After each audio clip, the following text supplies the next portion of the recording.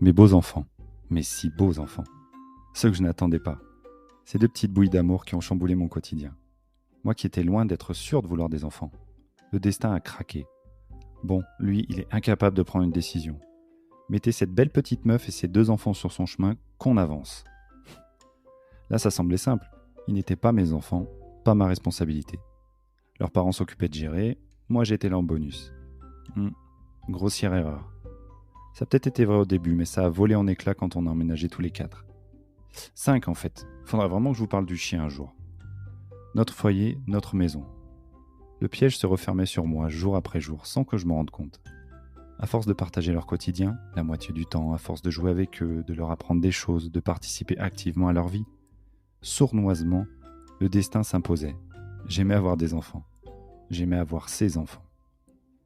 Quand parfois je me projetais, je me voyais avoir une fille.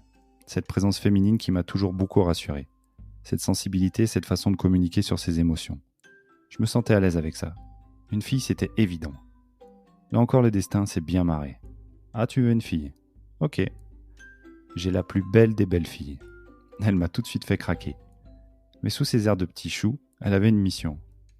Me faire comprendre qu'une fille n'est pas forcément lisible, qu'elle peut avoir sa pudeur, ses blocages, ses peurs, et ne pas arriver à tout exprimer aussi facilement que ce que je pensais. Destin 1, moi 0. Ouais, mais les garçons, c'est foot, bagarre et lutte d'autorité. Ou pas.